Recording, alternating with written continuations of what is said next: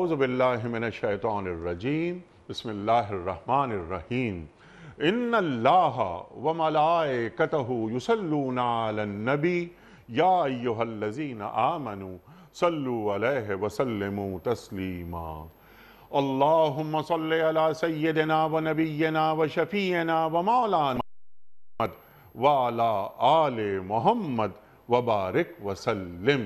محترم خواتین و حضرات، السلام علیکم۔ پیام صبح کے ساتھ ایک بار پھر حاضر میں ہوں، آپ کا میزبان انیق احمد۔ روزانہ آپ کی خدمت میں حاضر ہوتے ہیں اور قرآن کریم کے حوالے سے گفتگو فرماتے ہیں ہمارے معزز علماء، اور ہماری علمی کمی کو دور فرماتے ہیں ہمارے معزز علماء۔ قرآن کریم کی آیات پر بات ہوتی ہے پیر، منگل، بدھ اور جمعرات، ان 4 دنوں میں، اور ان آیات کو ہم لمحہ موجود سے جوڑتے ہیں۔ لیکن آپ اور ہم جانتے ہیں کہ جمعہ اور ہفتہ 2 دن سوال و جواب کے لیے مخصوص ہیں۔ آپ کی جانب سے آئے ہوئے سوالات کو ہم یکجا کرتے ہیں اور اپنے عہد کے ایک ممتاز مفتی صاحب کی خدمت میں پیش کرتے ہیں، حاصل کرتے ہیں ان سے قرآن و سنت کی روشنی میں اپنے لیے رہنمائی۔ ہمارے آج کے معزز مہمان محترم مفتی محمد زبیر صاحب، مفتی صاحب کو خوش آمدید کہتے ہوئے پروگرام کا آغاز اللہ تعالیٰ کے بابرکت نام سے سورۃ القریش۔ اعوذ باللہ من الشیطان الرجیم، بسم اللہ الرحمن الرحیم۔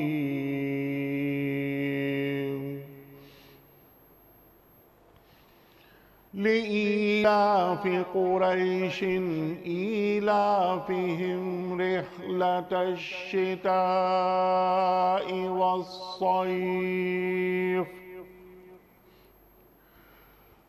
فليعبدوا رب هذا البيت الذي أطعمهم من جوع وآمنهم من خوف صدق اللہ العظیم۔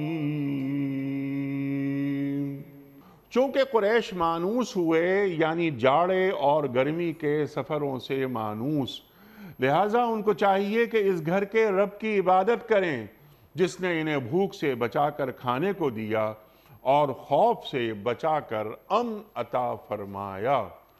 صدق اللہ العظیم۔ محترم مفتی محمد زبیر صاحب کی خدمت میں آج کے پروگرام کے حوالے سے پہلا سوال کورونا کے حوالے سے۔ احسن محمود صاحب کراچی سے سوال یہ ہے کہ موجودہ حالات میں ڈاکٹروں نے کورونا کا ایک علاج یہ دریافت کیا ہے کہ کورونا سے صحت یاب ہونے والے مریض کا بلڈ پلازما کورونا سے متاثرہ مریض کو لگایا جائے تو وہ ٹھیک ہو جائے گا۔ ہمارے ہاں اب پلازما کی بھی خرید و فروخت شروع ہو گئی ہے، حتیٰ کہ بلیک میں انتہائی مہنگے داموں میں پلازما کی خرید و فروخت کا کاروبار چل رہا ہے۔ براہ کرم مفتی صاحب یہ فرمائیے کہ یہ پلازما کی خرید و فروخت کیا شرعاً جائز ہے؟ بسم اللہ الرحمن الرحیم، نحمدہ و نصلی علی رسولہ الکریم، اما بعد۔ پلازما دراصل کورونا کے مرض سے صحت یاب ہو جانے والے مریض سے حاصل کردہ خون کا کچھ ٹکڑا اور حصہ ہوتا ہے، اور وہ رگ کے ذریعے سے وہ لیتے ہیں اور نس سے لے کر کے جو کرونا کا افیکٹڈ پرسن ہے، جو مریض متاثرہ ہے، اس کو یہ صحت یاب ہونے والے مریض کا پلازما لگایا جاتا ہے، اور اس سے یہ ایک بتایا گیا، اس کو پلازما تھراپی کہتے ہیں کہ اس سے کرونا سے متاثر جو مریض ہے اس کے صحت یاب ہونے اور شفا یاب ہونے کا امکان ہوتا ہے۔ اگر اس کو لگایا جائے، ڈونیٹ کیا جائے تو یہ تو شرعاً اس کی گنجائش ہے، درست ہے، لیکن جہاں تک تعلق ہے اس کی خرید و فروخت کا، تو اس سلسلے میں 3 پہلو ہیں اور ان پہلوؤں پر نظر رکھنی چاہیے۔ ایک تو میں اس کا شروع میں شرعی پہلو ذکر کیے دیتا ہوں، دوسرا اس کا سوشل پہلو، اور تیسرا اس کا ایک حکومتی اور ریاستی پہلو۔ جہاں تک تعلق ہے اس کے شرعی پہلو کا، تو واضح طور پر یہ یاد رکھنا چاہیے کہ خون کی خرید و فروخت شرعاً ناجائز ہے۔ ٹھیک۔ قرآن کریم میں واضح طور پر اللہ رب العزت نے انما الخمر والمیتۃ والمیسر والانصاب بیان کیا، کئی جگہوں پر الدم، الخنزیر یعنی خون، خنزیر، ان سب چیزوں کو، مردار کو، جوئے کو، ان سب کو بیان کیا، اور ان سب کو اکٹھا کر کے بیان کر کے اللہ رب العزت نے ان کو حرام قرار دیا۔ آپ کو معلوم ہے کہ خون نجس ہوتا ہے، خون کی خرید و فروخت چونکہ نجس ہے، حرام ہے، تو اس کی خرید و فروخت بھی شرعاً جائز نہیں۔ کپڑوں پہ لگ جائے تو نماز نہیں ہوتی ہے، بدن سے نکلے تو وضو ٹوٹ جاتا ہے۔ خون کی خرید و فروخت شرعی طور پر درست نہیں ہے، اور اس کی خرید و فروخت کے ناجائز ہونے کا، انسانی خون کے ناجائز ہونے کا ایک بڑا سبب اس کی تکریم بھی ہے۔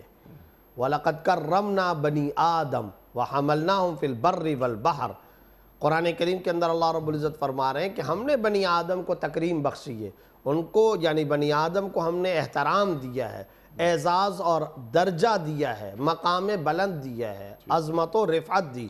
اس کا کوئی عضو اس طور پر نہیں استعمال کیا جا سکتا کہ اس کی مارکیٹ میں خرید و فروخت ہو رہی ہو، اس کو بیچا جا رہا ہو، خریدا جا رہا ہو۔ یہ پیسے اور بیچنے اور خریدنے سے بلند تر اور بدتر چیز ہے، برتر چیز ہے، اور اس برتر چیز کو آپ کو معلوم ہے لَقَدْ خَلَقْنَا الْإِنسَانَ فِي أَحْسَنِ تَقْوِيمٍ، ہم نے ایک خوبصورت سانچے میں اس انسان کو پیدا کیا ہے، انسان کو اشرف المخلوقات کہا گیا، وَلَقَدْ كَرَّمْنَا بَنِي آدم کہا گیا، اور آگے چل کر وَفَضَّلْنَاهُمْ عَلَىٰ كَثِيرٍ مِّمَّنْ خَلَقَ تَفْضِيلًا، وَفَضَّلْنَاهُمْ عَلَىٰ كَثِيرٍ مِّمَّنْ خَلَقْنَا تَفْضِيلًا، جن چیزوں کو ہم نے پیدا کیا ان میں سب سے زیادہ ہم نے اس کو کئی درجوں کے اعتبار سے فضیلت بخشی ہے۔ تو جب انسان تکریم والا تو اس کے اعضاء بھی تکریم والے، انسان عزت ادب اور احترام کے لائق، اس کے تمام باڈی کے اعضاء وہ بھی سارے کے سارے عزت اور احترام کے لائق، اس کو پھینک دینا یہ غلط ہے۔ چنانچہ آپ کو معلوم ہے کہ پوسٹ مارٹم وغیرہ کے اندر بھی یہ سارے احکام چلتے ہیں۔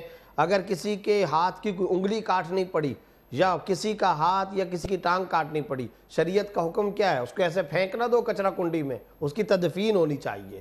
اسی طریقے سے مسلمان کی میت کو باقاعدہ احترام کا درجہ حاصل ہے، اس کو غسل، کفن، دفن، تدفین، پورے کا پورا ایک اس کا درجہ اور مقام ہے۔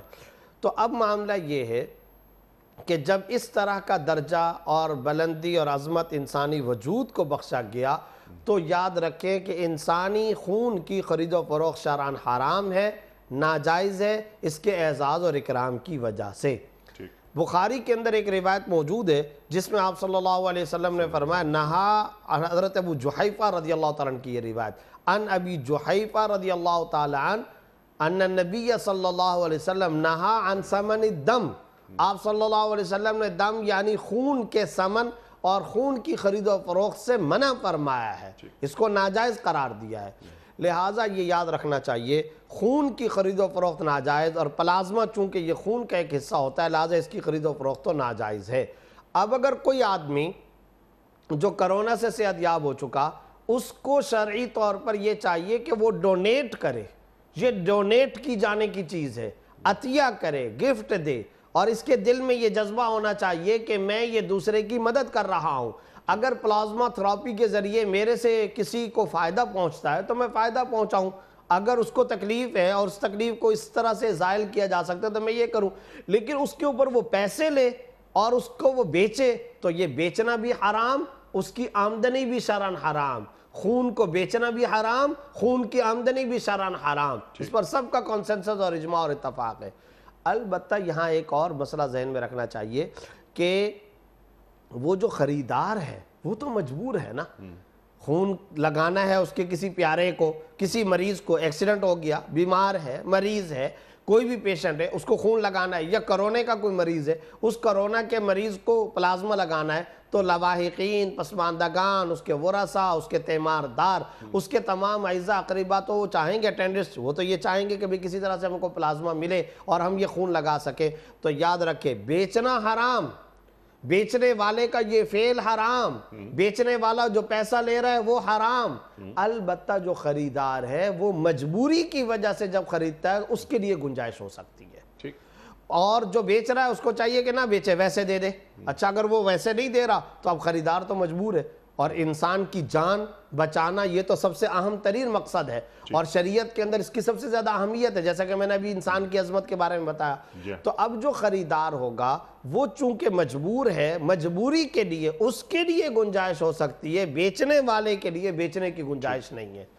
یہ تو ہو گیا اس کا شرعی پہلو، اور اس کے ساتھ ساتھ میں یہ بات بھی ذکر کرنا چاہتا ہوں کہ انہوں نے سوال کے اندر ایک لفظ استعمال کیا کہ نہ صرف یہ کہ پلازمہ بیچا جا رہا ہے بلکہ بلیک کے اندر بیچا جا رہا ہے۔ یہ اور زیادہ خطرناک بات ہے۔ کتنے افسوس کا مقام ہے، ہم ہر چیز کے اندر مافیاز کو متحرک کروا دیتے ہیں، ہماری مافیا متحرک ہو جاتی ہے، یعنی ایک کالے کام کو مزید کالا کر کے، مزید کالا کر کے، مزید اس کو حرام کر کے، مزید اس کو غلط کر کے اچھا بلیک کے اندر فروخت کیا جا رہا ہے۔ تو یہ بالکل غلط ہے، بالکل افسوسناک پہلو ہے، ناجائز پہلو ہے، غلط پہلو ہے۔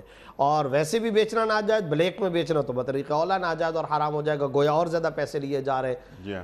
یہ تو ہو گیا اس کا واضح طور پر شرعی پہلو کہ شرعی اعتبار سے اس کی خرید و فروخت جائز نہیں ہے، اور جو مجبور ہے وہ اگر خریدتا ہے اس کے پاس اس کے بغیر چارہ کار نہیں ہے، اس کے لیے خریدنے کی گنجائش ہو سکتی ہے، بیچنے والے کے لیے جائز نہیں، نہ ویسے بیچنا نہ بلیک میں بیچنا جائز ہے۔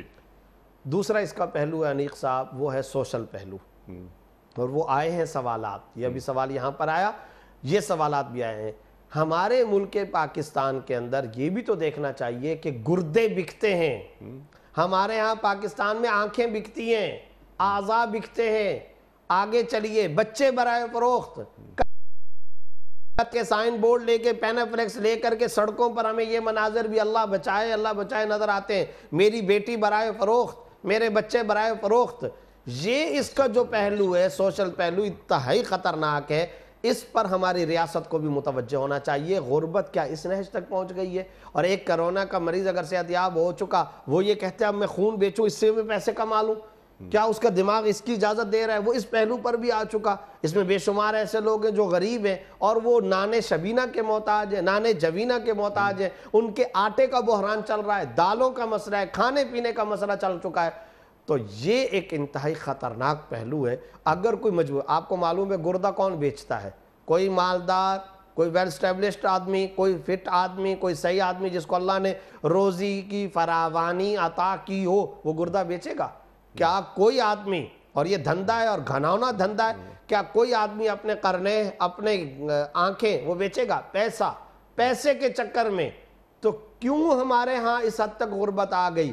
اس پر بھی تو ہمارے حکمرانوں کو متوجہ ہونا چاہیے نا، اس پر بھی تو ہماری ریاست کو متوجہ ہونا چاہیے۔ بجٹ بنانے والے، ہمارے ماہرین معاش، ہمارے معیشت کے ماہرین، ہمارے حکمران، ہمارے تمام کے تمام مقننہ، مقتدرہ، ارباب اقتدار، ارباب اختیار، کیا ان کے لیے یہ سوچنے کا مقام نہیں؟ اور پھر جب بچے نہیں بکتے اور جب کھانے کو نہیں ملتا، کتنی خواتین اپنے بچوں کو لے کر کے نہروں میں خودکشی کرنے کے لیے تیار ہیں۔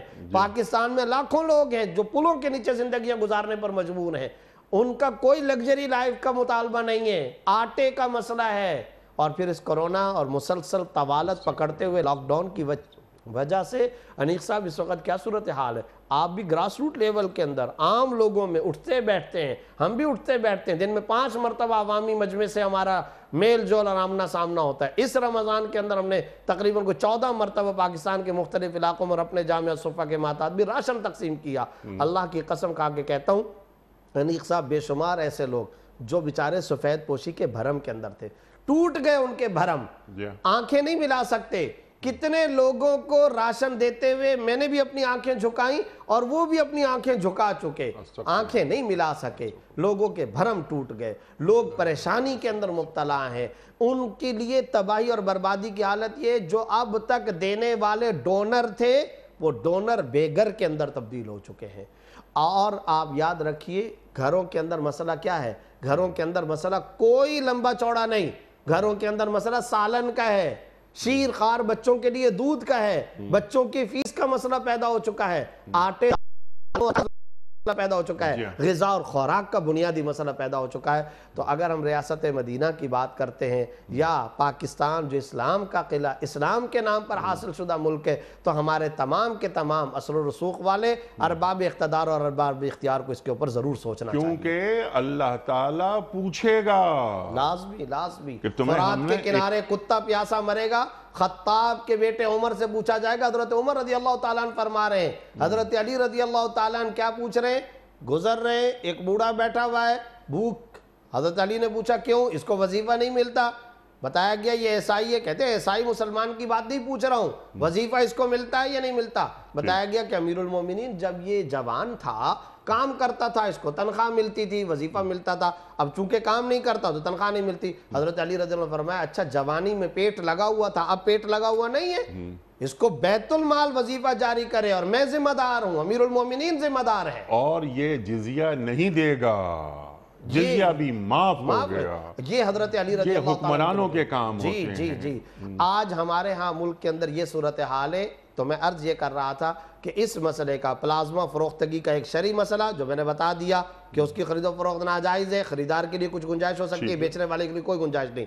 और इसका सोशल पहलू वो मैंने जिक्र कर दिया कि हुक्मरानों को सोचना चाहिए कि क्या वजह है कि आज ये पहलू आज ये मामलात हमारे सामने आ रहे हैं। और एक इसका आखिर में रियासती सरकारी हुकूमती पहलू है, वो ये है कि कहा यह जा रहा है प्लाज्मा की खरीदो फरोख्त से मुतालिक अब तक कानून कोई नहीं है, तो कानून बनाना चाहिए। और फिर जब ये इस्लाम के नाम पर ममलकत खुदादाद पाकिस्तान है तो फिर इस्लाम का कानून ही इस पर नाफिज होना चाहिए। वो ये कि प्लाज्मा की खरीदो फरोख्त जायज़ नहीं है, जैसा कि यहाँ पर गुर्दे की खरीदो फरोख्त को नाजायज़ धंधा करार दिया गया है, खिलाफ कानून काम है, जुर्म है, संगीन जुर्म है। यानी इस्लामी मामला तो अपनी जगह खिलाफ दस्तूर भी है, खिलाफ कानून भी है। तो इसी तरह प्लाज्मा की खरीदो फरोख्त को भी कानूनी तौर पर भी गलत करार देना चाहिए, जुर्म करार देना चाहिए, खिलाफ कानून इसको फेल करार देना चाहिए। रियासती तौर पर हुकूमती सतह पर भी फौरी तौर पर तहर्रुक पैदा करके कानून साजी का अमल लाजमी तौर पे करना चाहिए।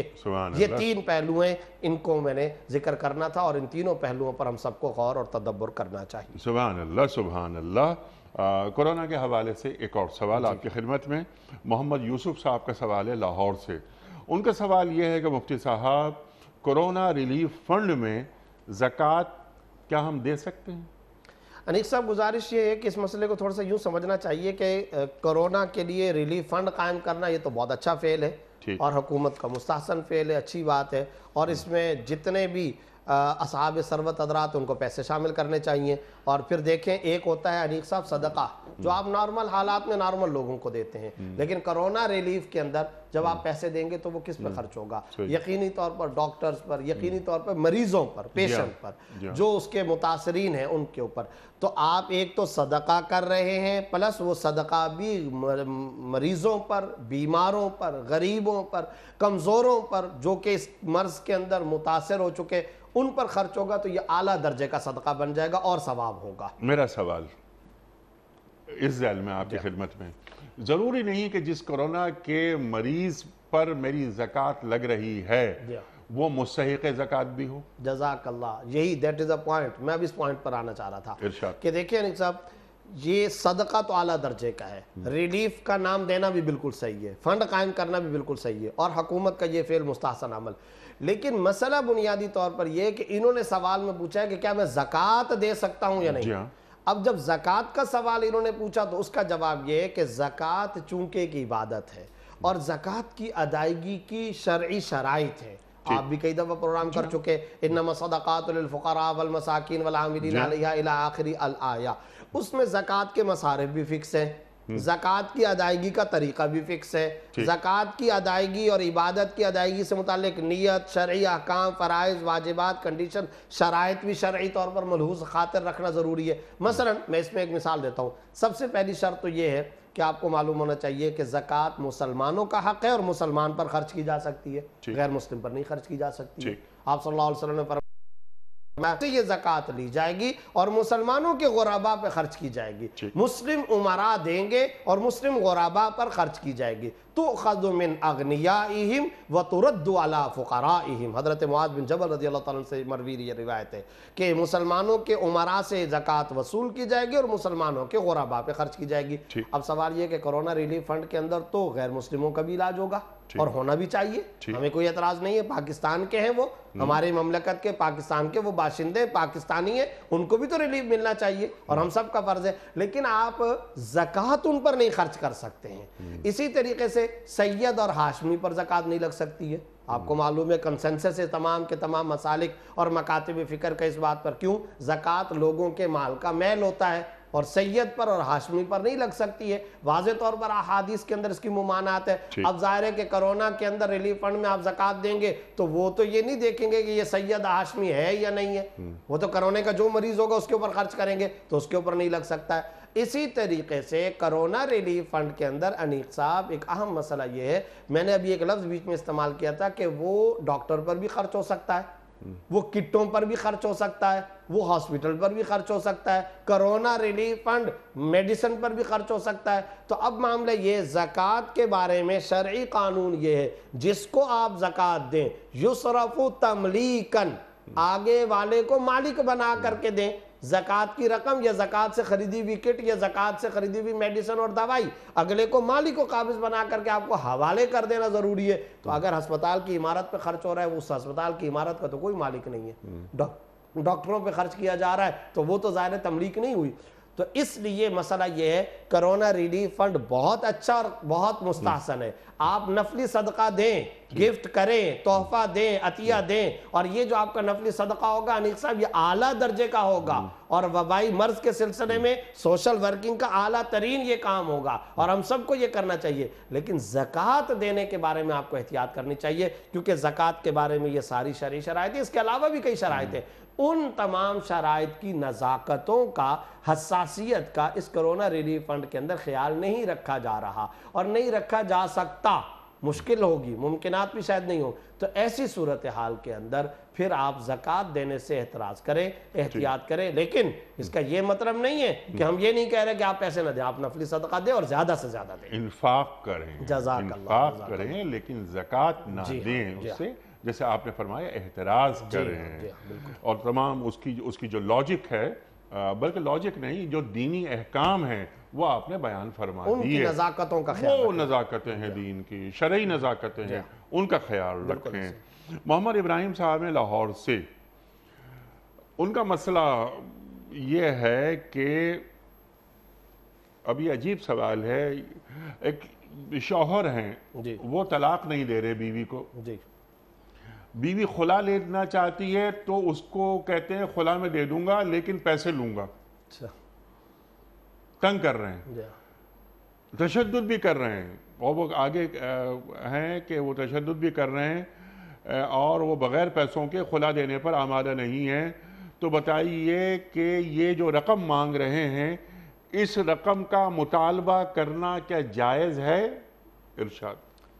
دیکھیں, اس سلسلے میں یہ مسئلہ تو واضح ہے کہ خلا کے بدلے میں پیسہ لینا شرعاً جائز ہے یا نہیں ہے. اس پر آنے سے پہلے ہم یہ بات ضرور کرنا چاہیں گے کہ شوہر کا یہ رویہ اپنانا حرام ہے, ناجائز ہے. اور جیسا کہ آپ نے بتایا کہ تشدد کر رہے ہیں, تو کس طرح تشدد کی گنجائش ہو سکتی ہے؟ بالکل ناجائز اور حرام ہے.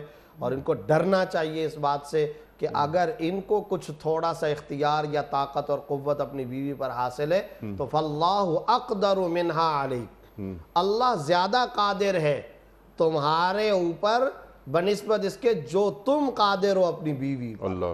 اللہ تعالیٰ تم پر زیادہ قادر ہے. اور پھر ڈرنا چاہیے اس وقت سے کہ جب قدرت کا ایک نظام چلے گا, ایک تکوینی سسٹم چلے گا, اور ایک تکوینی اور تقدیری نظام چلتا ہے. تِلْكَ الْأَيَّامُ نُدَاوِلُهَا بَيْنَ النَّاسِ, یہ زمانہ گھومتا رہتا ہے, کبھی دھوپ کبھی چھاؤں, کبھی کے دن بڑے کبھی کی راتیں.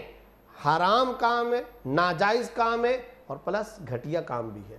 بیوی پر ہاتھ اٹھانا, تشدد کا نشانہ بنانا, تعنت کا نشانہ بنانا, یعنی اس کا مطلب یہ ہے کہ بس تمہیں یہی اختیار ملا تھا. یعنی اس کے لیے جتنے بھی الفاظ ہو سکتے ہیں مذمت کے, برائی کے, وہ کرنے چاہیے. اور پھر یہ طریقہ کار کہ تم نے لٹکا کر کے رکھ دیا, خود قرآن کریم میں اللہ رب العزت نے اس کو واضح فرمایا ہے کہ تم بیوی کے ساتھ اس طرح کا سلوک کرتے ہو کہ تم اس کو لٹکا کر کے چھوڑ دو, نہ طلاق دو نہ بساؤ. بالکل حرام اور ناجائز کام ہے. اور ایک کندھا لٹکا ہوا قیامت والے دن آئے گا, اور تم معذور حالت کے اندر اٹھائے جاؤ گے. یہ سب احادیث قرآن کریم کی آیات ہیں جن سے ہمیں واضح طور پر یہ بات پتہ چلتی ہے. تو پہلا تو ہمیں اس کو کنڈیم کرنا ہے کہ یہ حرام اور ناجائز کام ہے. اب آ جاتے اس بات کی طرف کہ جناب خلا کے بدلے میں یہ پیسے لے رہے ہیں، اصولی طور پر ان کو طلاق دینی چاہیے، جان چھوڑنی چاہیے اگر یہ نہیں بسا رہے، اور بیوی طلاق کا مطالبہ کرے، پہلا کام یہ کہ یہ طلاق دے دیں اور ان کی جان چھوڑ دیں، ان کو ختم کر دیں، عدت گزار کر عورت جہاں چاہے دوسری جگہ نکاح کر لے۔ عدت کہاں گزارے گی؟ عدت بھی شوہر کے گھر کا گزارنا ضروری ہے، خرچہ بھی شوہر کو دینا ضروری ہے، اس کا سارا نان و نفقہ بھی شوہر کے اوپر ہے۔ عدت گزار کر عورت جہاں چاہے دوسری جگہ نکاح کرے تو طلاق دینا چاہیے، اور اگر وہ طلاق پر نہیں آتا، یہ خلا کا مسئلہ عام طور پر انیق صاحب وہی ہوتا ہے جہاں پر شوہر طلاق دینے پر آمادہ نہیں ہوتا، تو پھر عورت مجبور ہوتی ہے، جان تو چھڑانی ہے، وہ پھر خلا کے لیے کہتی ہے۔ اچھا، اب جب خلا کے لیے کہتی ہے تو اب یہاں مرد کی ایک اور ذرا گھٹیا پن اور ہلکا پن سامنے آتا ہے، میں تمہیں خلا دے دوں گا لیکن پیسے لوں گا۔ تو واضح طور پر فقہا نے ایک مسئلہ لکھا ہے کہ ان الاخذ اذا کان منہ حرام قطعا لقولی تعالی فلا تاخذوا منہ شیئا، ان الاخذ اذا کان النشوز منہ حرام قطعا، کہ کوئی پیسہ، کسی قسم کی رقم کا مطالبہ کرنا، کوئی چیز اور مال وصول کرنا جبکہ قصور شوہر کا ہو، حرام قطعی ہے، ناجائز ہے۔ کیوں؟ اللہ نے خود قرآن کریم کے اندر فرمایا فَلَا تَأْخُذُوا مِنْهُ شَيْئًا، کہ تم اس سے کسی قسم کی کوئی چیز نہ لو، کسی قسم کی کوئی پیسوں کا مطالبہ نہ کرو، مال کا مطالبہ نہ کرو۔ تو پہلی بات تو یہ کہ اگر قصور مرد کا ہے، شوہر کا ہے، جیسا کہ یہاں سوال کے اندر آ رہا ہے کہ وہ تشدد کرتا ہے اور وہ تعنت کا شکار ہے اور وہ ظلم کر رہا ہے، ستا رہا ہے، ان معاملات کے اندر جب قصور شوہر کا ہوا تو وہ پیسے نہیں لے سکتا، ہرگز اس کے لیے پیسے لینا جائز نہیں۔ لیکن اگر عورت جان چھڑانے کے لیے اس کو پیسے دے دیتی ہے اور وہ کہتی ہے کہ کسی طریقے سے میری جان چھوڑو، تو پھر عورت کو چاہیے کہ وہ یہ کرے کہ جو تم نے مجھے مہر دینا تھا نا، شوہر نے جو مہر عورت کو دینا تھا، ٹھیک ہے تم مجھے مہر نہ دو، میں جان چھڑا کر کے جاتی ہوں۔ اگر وہ عورت مہر لے چکی ہو، ہاں، تو پھر یہی ہے کہ اگر جان چھڑانا ضروری ہے اور اس کے بغیر کوئی چارہ کار نہیں تو پھر پیسے واپس کرے، یعنی وہ واپس کرے، مہر واپس، جی ہاں، مہر واپس کرے، اور وہ مہر اس کو دے دے کہ بھئی اب تم جو مجھے خلا دے دو، تاکہ اس خلا کے بعد میں عدت گزار کر جہاں چاہوں دوسری جگہ نکاح کر لوں۔ تو اصولی طور پر شوہر کے لیے جائز نہیں، لیکن عورت نے چونکہ جان چھڑانی ہے اور جان چھڑانے کے لیے اس کے علاوہ کوئی راستہ اس کو نظر نہیں آ رہا، تو وہ اگر مہر دے دیتی ہے یا مہر معاف کر دیتی ہے اور خلا حاصل کرتی ہے تو عورت کے لیے اس کی گنجائش ہے، لیکن شوہر کے لیے جبکہ قصور شوہر کا ہو، ایسی صورت کے اندر مہر معاف کروانا یا مہر واپس لینا یا پیسوں کا مطالبہ کرنا شرعاً ناجائز اور گناہ ہے۔ شوہر پر اس سے احتراز کرنا شرعاً ضروری اور لازم ہے۔ سبحان اللہ، سبحان اللہ، سبحان اللہ، سبحان اللہ۔ مفتی صاحب، کچھ ویڈیو کوئسچنز ہم رکھتے ہیں آپ کی خدمت میں۔ پہلا سوال مفتی صاحب کے لیے۔ السلام علیکم جی، بس مفتی صاحب ایک چھوٹا سا سوال یہ تھا کہ ایکچولی آپ کو پتہ ہے کہ آفیسز وغیرہ میں ہم لوگ زیادہ تر کموڈ ہی یوز کر رہے ہوتے ہیں، تو اس میں یہ ہوتا ہے کہ نماز آپ کو پتہ ہے لازمی پڑھنی ہوتی ہے، تو اس میں پاکی اور ناپاکی کا تھوڑا سا مجھے جو ہے وہ کلیئر کر دیں کہ کیا طریقہ کار ہونا چاہیے، کیونکہ نارملی زیادہ تر کموڈ ہی استعمال کیا جا رہا ہوتا ہے آفیسز وغیرہ میں۔ بہت شکریہ سرکار۔ کموڈ استعمال کرنا شرعاً جائز ہے، اس میں شرعی اعتبار سے تو کوئی ممانعت نہیں ہے، بس صرف اور صرف آپ کو پاکی کا خیال رکھنا ہے، اور پاکی کا خیال رکھنے کے بارے میں یہ ہے کہ کوئی کموڈ کے اندر کا پانی یا پیشاب وغیرہ کا کوئی قطرہ آپ کے جسم پر نہ لگے اور کپڑوں پر نہ لگے، بس اس بات کا آپ کو اہتمام کرنا ہے۔ اور اگر آپ کو اس بات کا کوئی امکان لگتا ہے یا آپ کو واضح طور پر آپ نے اپنی آنکھوں سے دیکھ لیا کہ کوئی نجس پانی آپ کے بدن یا کپڑے کے کسی حصے پر لگ چکا ہے تو آپ صرف اسی حصے کو دھو لیں۔ ٹھیک ہے، اور اس میں قصور کموڈ کا نہیں ہے۔ جی ہاں، ایک بات۔ دوسری ایک اور بات بھی ہے، اس سلسلے میں شک میں نہیں پڑنا چاہیے۔ جی ہاں، خام شکوک اور شبہات کے اندر، وسوسوں کے اندر، توہمات کے اندر پڑنا یہ بالکل غلط ہے۔ اس دیکھیں شریعت کا اصول ہے الیقین لا یزول بالشک، کہ جو یقینی طور پر چیز ہے وہ شک سے زائل نہیں ہوگی۔ ٹھیک ہے۔ شک، توہم، وسوسہ یہ آپ کی پاکی کو متاثر نہیں کرتا۔ ٹھیک، واضح طور پر شریعت کا اصول ہے آپ عام حالت کے اندر پاک ہیں، اچھا آپ کو اپنی پاکی کا یقین ہے تو یہ ایک یقین کا درجہ حاصل ہے۔ ٹھیک، اب آپ کا معاملہ یہ ہے کہ آپ کو اگر اس طرح کوئی نجس پانی وغیرہ کے لگنے کا شک ہو رہا ہے تو گویا کہ شک کے ذریعے اس یقینی دیوار کو آپ توڑیں گے، ایسا نہیں ہوگا۔ शक से वो यकीन नहीं टूट सकता। बहुत अच्छा। मैं सादा और आम लफ्जों के अंदर अगर कहना चाहूँ तो बहुत सारे लोग, ये बहुत बड़ा मसला पूछा जाता है जी पेशाब के खतरा, मैं कहता हूँ देखो शक है तो छोड़ दो, शक से कुछ नहीं होता, शक से कुछ भी नहीं होता, यकीन है या गालिब गुमान है। और फिर मैं इसमें मिसाल देने के लिए कहता हूँ कि क्या तुम ये कह सकते हो खुदा की कसम खाकर मैं कहता हूँ मेरे कपड़े पर कोई नजासत लग गई है, क्या तुम इस कहने की पोजीशन में हो? जब तुम इस कहने की पोजीशन में अगर हो तो फिर ठीक है, तुम्हारे तो कपड़े फिर शक क्यों पाल रहे हो?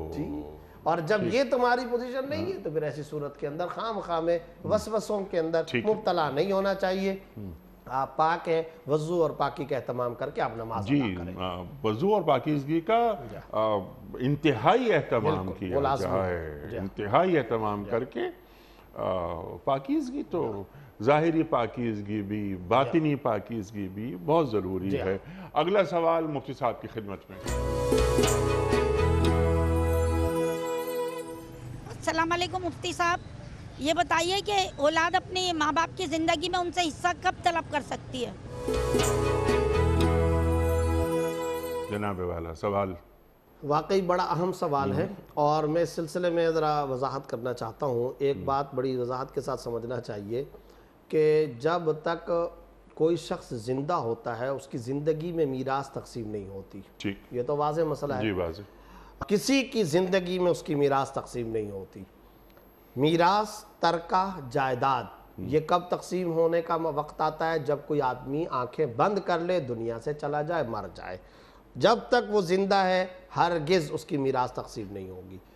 अब आ जाता है मामला ज़िंदगी के अंदर हिस्सा तलब करना, अपनी औलाद के अंदर बांटना, कुछ देना। इसको शरई तौर पर कहा जाता है हिबा।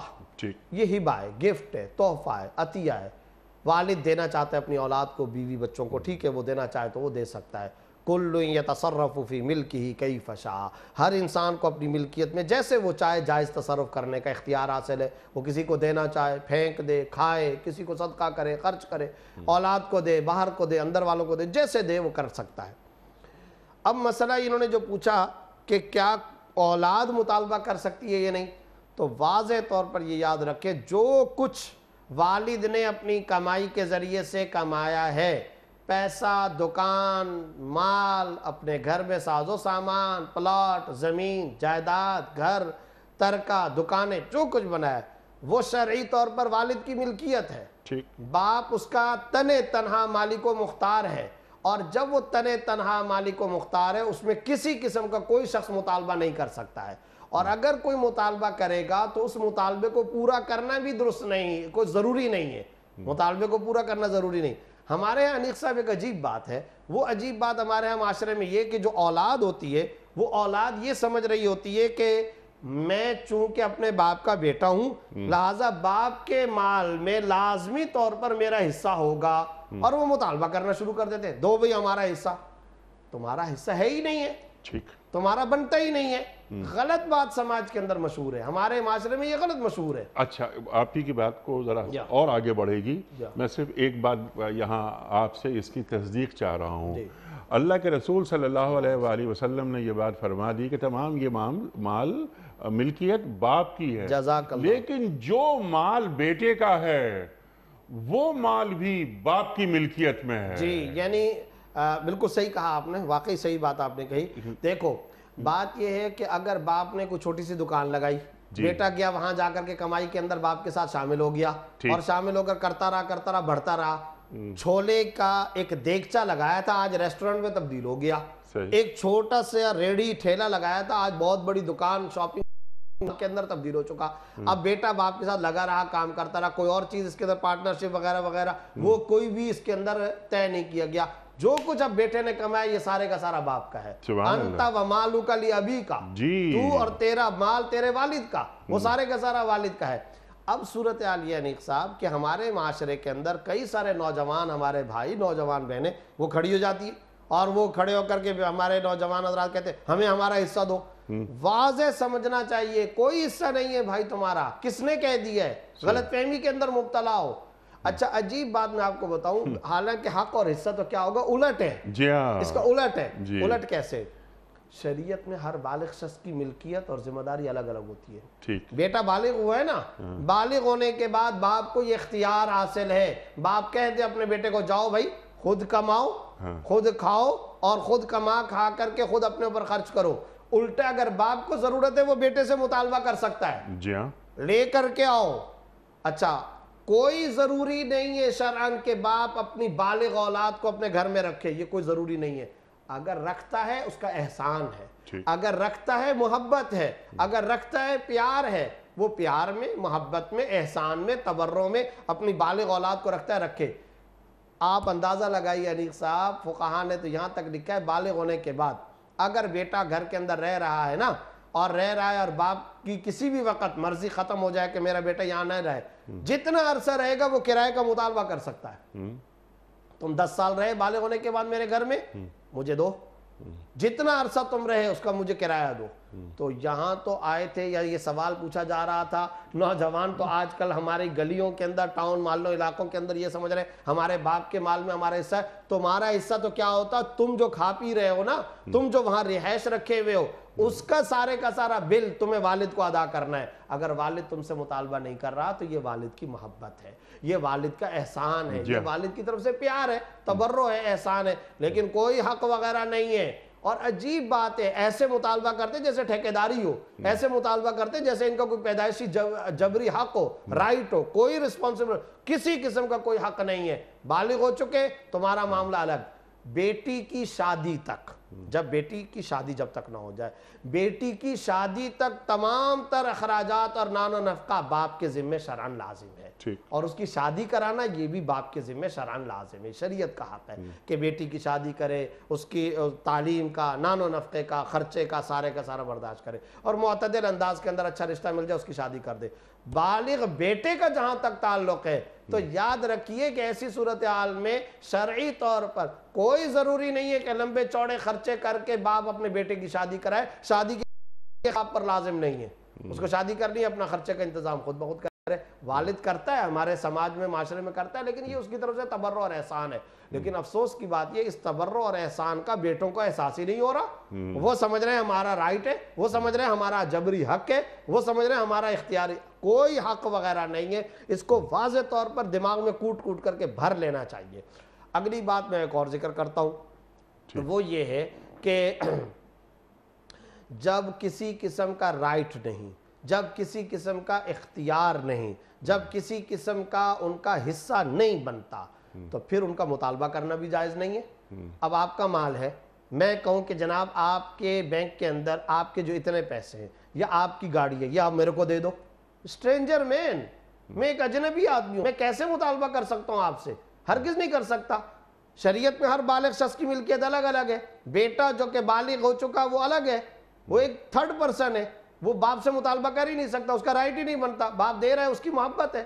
تو کوئی مطالبہ کرنا, جیسا کہ ان خاتون نے سوال کے اندر پوچھا, کوئی مطالبہ کرنا جائز نہیں. ہم چونکہ فتوے کا کام کرتے ہیں تو کئی دفعہ ایسے بوڑھے والدین کو ہمارے سامنے لایا جاتا ہے, اور بیٹا آتا ہے بڑا لہک لہک کر اونچی آواز سے بات کر رہا ہو, میرا یہ حصہ بنتا ہے, میرا یہ حصہ بنتا ہے. ہم پہلے بٹھا دیتے, بٹھا کر کے ہم کہتے ہیں اچھا یہ بتائیے کہ آپ کی عمر کتنی ہے؟ جی میری 50 سال عمر ہے, میری 45 سال عمر ہے, 40 سال ہے, 35 سال ہے, جو بھی ہے. تو آپ بالغ ہو گئے تھے ظاہر ہے 12 سال کی عمر میں, 14 سال کی عمر میں, 15 سال کی عمر میں. اس وقت سے لے کر کے آپ یہاں کہاں رہ رہے ہیں؟ جی میں والد کے گھر میں رہ رہا ہوں. پہلے تو کرایہ ٹیبل پہ رکھے نا, پہلے تو ٹیبل پر آپ اس کا کرایہ رکھیے. اچھا پھر اس دوران آپ کو والد نے کھانا وانا بھی کھلایا تھا؟ جی کھلایا تھا. روٹی, سالن, کھانا, خرچہ, میڈیسن, دوائیاں, ٹریولنگ, آنا جانا, پڑھائی, اعلیٰ درجے کی تعلیم, اس کے لیے باہر کے ممالک کے اندر آپ کو سفر کرایا جا رہا ہے کہ جناب آپ امریکہ چلے جائیں, آپ آسٹریلیا چلے جائیں, کرایہ, خرچہ, وہاں کے خرچے. کچھ شرعاً لازم نہیں ہے, کچھ شرعاً ضروری نہیں ہے. جس وقت بھی باپ نے ایک مرتبہ ہونٹ ہلا کر کے مطالبہ کر دیا نا, تو شرعاً لازم ہے بیٹے پر سارے کا سارا بل ادا کرے. شرعاً لازم ہے, فرض ہے. ہرگز آپ کا کوئی حق اور رائٹ نہیں ہے, کسی قسم کا رائٹ اور حق نہیں ہے. ہاں آپ جب تک نابالغ تھے تو یاد رکھیں شریعت کا اصول یہ, نابالغ بچوں کا تمام تر نان و نفقہ باپ کے ذمہ ہے جب تک نابالغ ہے. جب تک وہ ظاہر کے بالغ نہیں ہوا اس کی تعلیم کا خرچہ باپ کے اوپر، کپڑوں کا خرچہ باپ پر، میڈیسن دوائیاں علاج معالجے کا خرچہ باپ پر. لیکن جب بالغ ہو گیا تو پھر اس طرح کا کوئی معاملہ نہیں ہے، تو فوراً ٹھیک ہو جاتے ہیں. کوئی اور ٹون تھی، آئے تھے دارالافتاء کے اندر مسئلہ پوچھنے کے لیے، جب ہم نے کہا بھئی آپ کے ذمہ تو یہ چیزیں آ رہی ہیں، پہلے آپ ٹیبل پر یہ بل ادا کیجئے، فوراً سیٹ ہو جاتے ہیں. تو یہ ہمارے سماج کے اندر، ہمارے معاشرے کے اندر یہ مسائل بیان نہیں کیے جاتے. اور میں ایک گزارش ائمہ مساجد سے بھی کرنا چاہتا ہوں، یہ مسائل بیان کرنے چاہیے، بہت اچھی. اور مساجد کے اندر جمعوں میں یہ مسائل بیان کرنے چاہیے. وجہ یہ کہ آج کل ہمارے ہاں اولادوں کی نافرمانی اور والدین کو ستائے جانے کے واقعات بہت زیادہ عام ہو چکے. والدین کھلا پلا بھی رہے ہیں، خرچے بھی کر رہے ہیں، موڈ بھی صاحب بہادر اولاد کے بنے ہوئے ہیں، مزاج بھی ان کے بگڑے ہوئے ہیں. تو بھائی یہ کیا ہو رہا ہے؟ یہ کس طرح کا معاملہ ہے؟ کچھ اس طرح کا تصور شریعت اسلامیہ کے اندر نہیں ہے، ہرگز نہیں ہے. اگر والد یہ خرچے کر رہا ہے تو یہ اس کا احسان ہے، لیکن احسان مانو تو صحیح. بجائے احسان ماننے کے الٹا اپنے مزید دعوے ہو رہے. ہاں، آنکھ جب بند ہوگی، جب والد اس دنیا سے چلا جائے گا، اب مردے کا کوئی مال نہیں ہوتا، اب وہ مال ٹرانسفر ہو جائے گا. ہوئی ہے اس کے لیے یوصیکم اللہ فی اولادکم للذکر مثل حظ الانثیین پورے کا پورا رکوع ہے. اب تمام ورثاء کو شرعی قانون کے مطابق حق ملے گا، حصہ ملے گا. اب اس حق اور حصے کو کوئی تبدیل نہیں کر سکتا، کوئی دنیا کی عدالت چینج نہیں کر سکتی. بیٹے کا حصہ مقرر، بیوہ کا حصہ مقرر، بیٹی کا حصہ مقرر، لیکن جب تک وہ زندہ ہے کوئی حق اور رائٹ نہیں ہے. اور اگر والد دینا چاہتا ہے اپنی زندگی میں، گفٹ کرنا چاہتا ہے، تو شریعت کہتی ہے سب کو برابر برابر، خواہ لڑکا ہو یا خواہ لڑکی ہو، برابر برابر. اور اگر باپ بیٹے کو بیٹی کے مقابلے میں ڈبل دینا چاہے تو شریعت میں اس کا بھی اختیار ہے. مثال کے طور پہ 1,00,000 روپے وہ بیٹے کو دے رہا ہے، بیٹی کو اگر وہ 50,000 روپے دیتا ہے تو شرعاً یہ بھی جائز ہے. اور اگر کسی بیٹے کو دوسرے کے مقابلے میں 19-20 کا فرق کرتا ہے تو شرعاً یہ بھی جائز ہے. مثلا کوئی ریزن اگر ہو، معقول ریزن ہو. کیسا؟ بعض اوقات ایسا ہوتا ہے انیق صاحب کہ کوئی باپ اپنے کسی چھوٹے بیٹے کے پاس مستقل رہنا شروع کر دیتا ہے. یہ استثناءات. یا اسی طرح کوئی ایک بیٹا ہے وہ باپ کی خدمت بہت زیادہ کر رہا ہے، دواخانے کے اندر لائنوں پہ لگا ہوا ہے، اس کے لیے میڈیسن کا انتظام کرتا ہے، کھانے پینے کا انتظام کرتا ہے. باپ کا پورا کاروبار بڑا بیٹا سنبھال رہا ہے. اس وجہ سے اگر آپ اس کو کچھ زیادہ دینا چاہو، دوسرے کو کچھ کم دینا چاہو، تو شرعی طور پر والد کو یہ بھی اختیار ہے. لیکن شرعی طور پر یہ پسندیدہ نہیں ہے، یہ کام نہیں کرنا چاہیے کہ کسی کو بہت زیادہ دے دیا جائے، دوسرے کو بالکل یا محروم کر دیا جائے، یا نقصان اور ضرر پہنچانے کی نیت سے محروم کیا جائے. تو یہ غلط ہے. نعمان ابن بشیر رضی اللہ تعالیٰ عنہ کی روایت موجود ہے جس میں آپ صلی اللہ علیہ وسلم نے اس کو منع فرمایا کہ کسی کو بہت زیادہ دے دو، دوسرے کو بالکل یا محروم کر دو. یہ طریقہ پسندیدہ اور مناسب نہیں ہے. سبحان اللہ، سبحان اللہ. کلیئر ہو گئی. میں چاہتا ہوں ایک سوال کم از کم اور لے لیں آپ کے لیے. سوال فرمائیے. السلام علیکم مفتی صاحب. میرا آپ سے سوال یہ ہے کہ مجھے یہ پوچھنا تھا کیا والدہ کی جائیداد میں سے اولاد کی وراثت کا کوئی حصہ بنتا ہے؟ ماں کی جائیداد بالکل بنتا ہے، کیوں نہیں بنتا؟ ظاہر ہے کہ ماں کا انتقال ہوا تو ماں کے انتقال کے بعد اس کے بیٹے اور بیٹیوں کا پورا حصہ بنتا ہے شریعت کے مطابق. اور وہ حصہ اسی طریقے سے کہ بیٹے کو ڈبل، بیٹی کو اکہرا ملے گا، اور شوہر کو بھی ملے گا، اور شوہر کا لازمی حصہ ہے. پلس اگر اس والدہ کے والدین زندہ ہیں تو پھر ماں باپ کا بھی حصہ ہے.